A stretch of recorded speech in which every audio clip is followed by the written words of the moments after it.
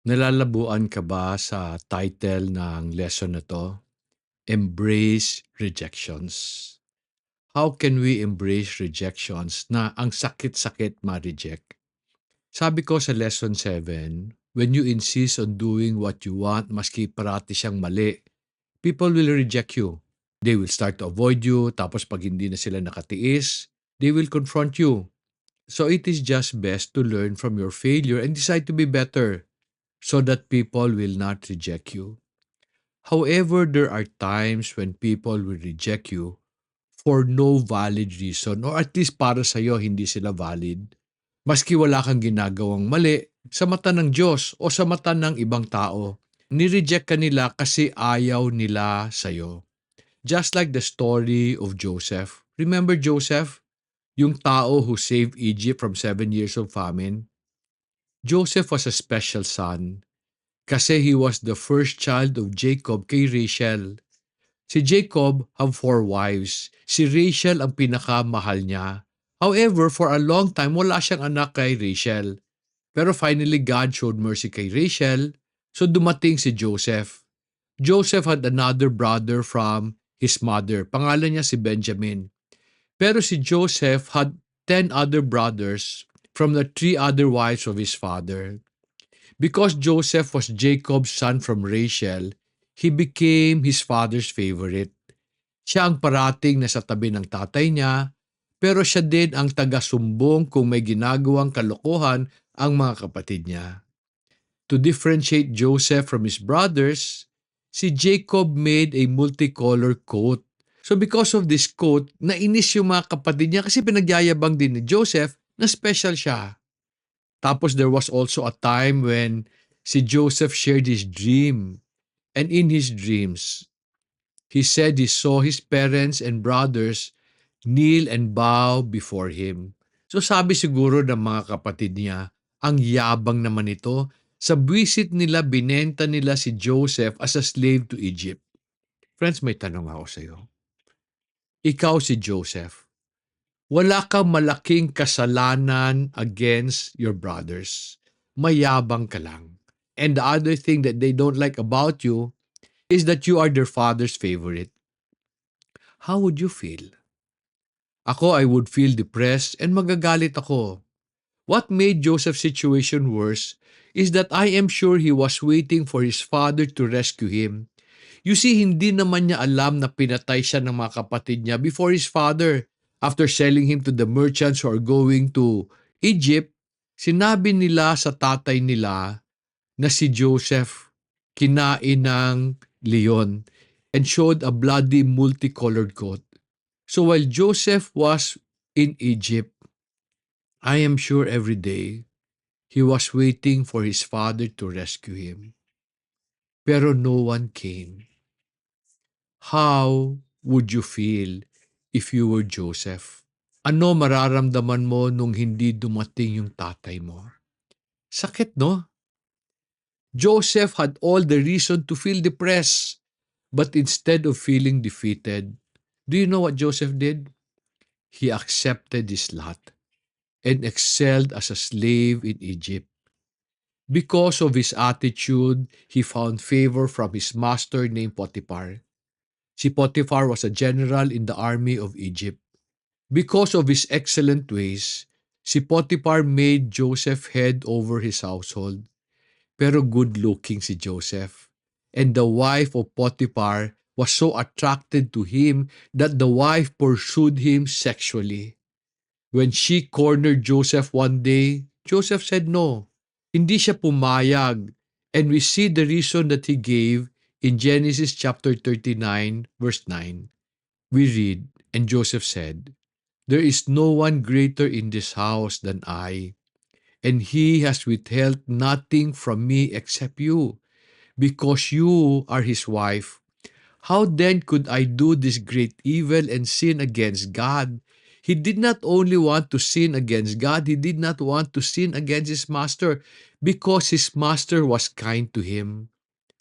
Pero alam mo ang malungkot, despite of being faithful to his master and to God, Joseph was jailed. If you were Joseph, how would you feel?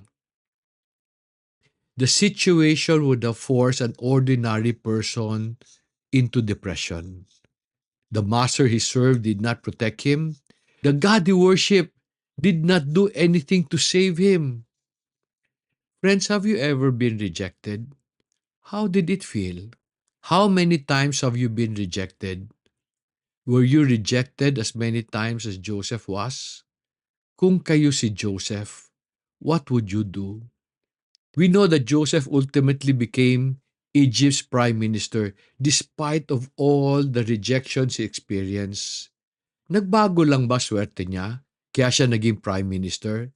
Or kaya ba siya naging prime minister because he responded well to all his rejections? Siguro when Egypt needed a savior, sabi ni God, Joseph, lika, ready ka na. Ikaw ang gagamitin ko. Ready for what? I will explain this later. Friends, people will reject you for their reasons. They will reject you when they see something wrong with you, something that they do not like. You may not necessarily be in sin, pero pag ayaw nila ang approach mo sa kanila or pagdala mo sa sarili mo, they will reject you. When they reject you, they are just telling you, ayaw ko sa style mo, ayaw ko sa approach mo sa akin or approach mo sa buhay. Alam mo, like failure, rejection is not necessarily bad because it allows us to improve on our character. So therefore, when you are rejected, do not get angry. Instead, ask, why did they reject me?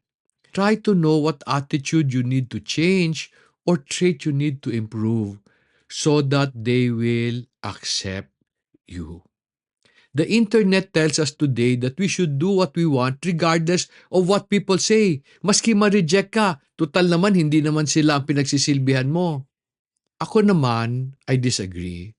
While I do not believe in doing things to please people, I believe I need to be sensitive to what people say kasi baka meron silang sinasabi na importante sa akin na makakatulong to make me a better person.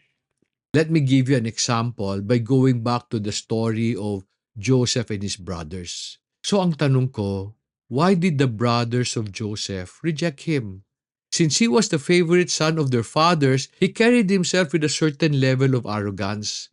Ikaw ba natutuwa kapag may nagyayabang sa'yo? Tas papakita pa niya yung multicolored coat niya, tas sasabihin pa niya yung panaginip niya sa'yo, tas sabihin niya sa'yo, ikaw luluhod ka sa akin. How would you feel? Di ba kung kapatid ka ni Joseph, mabibwisit ka rin? Tapos pa when his brothers would do foolish things, susumbong pa niya sa tatay nila. So para sa kanila, si Joseph kontrabida.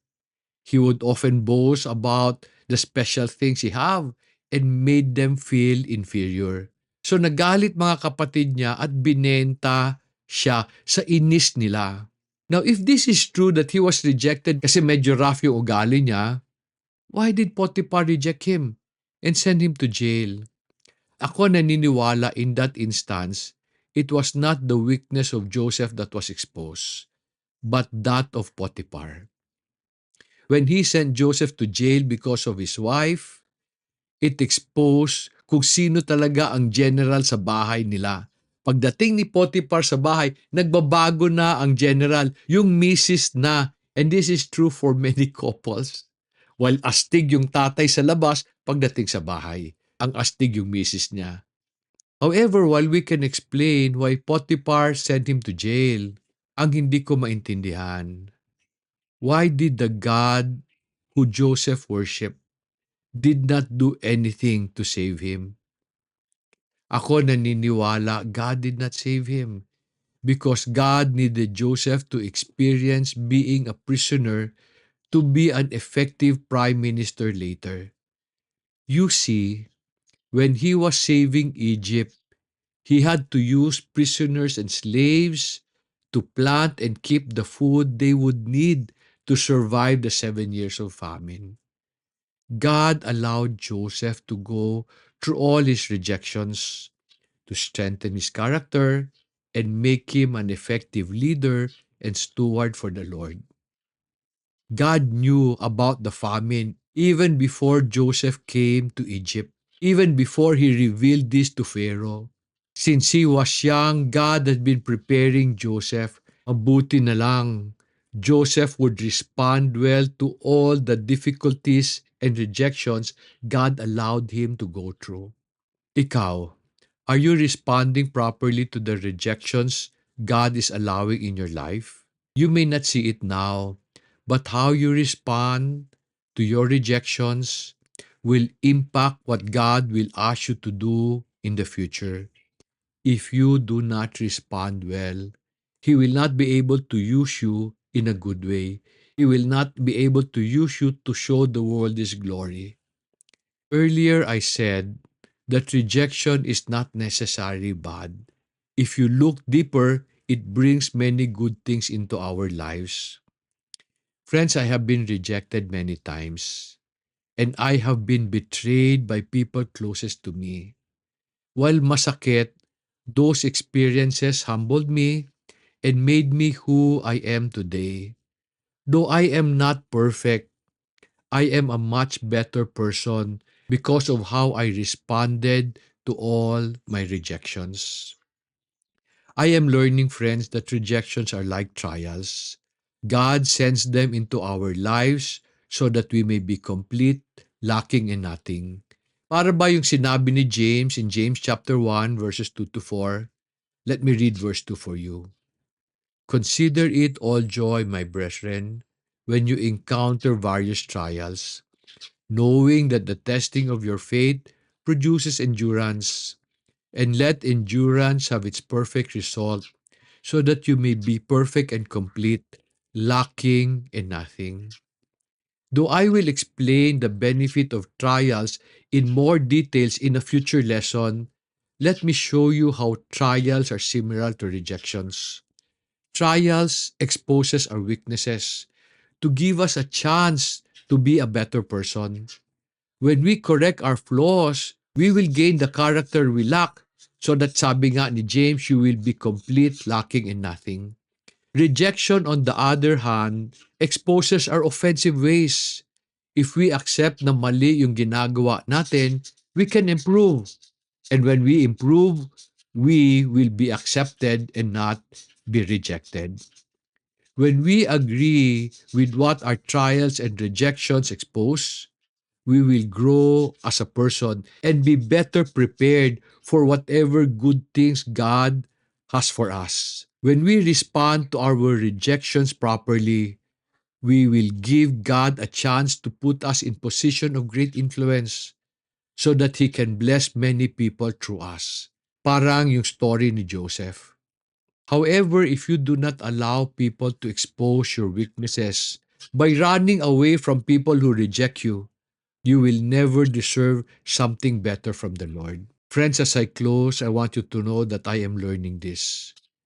Failure improves our skills, but rejections grows our character. Sana natulungan kita through this lesson. Sana naturuan kita how to respond to your failures and your rejections properly because you deserve better.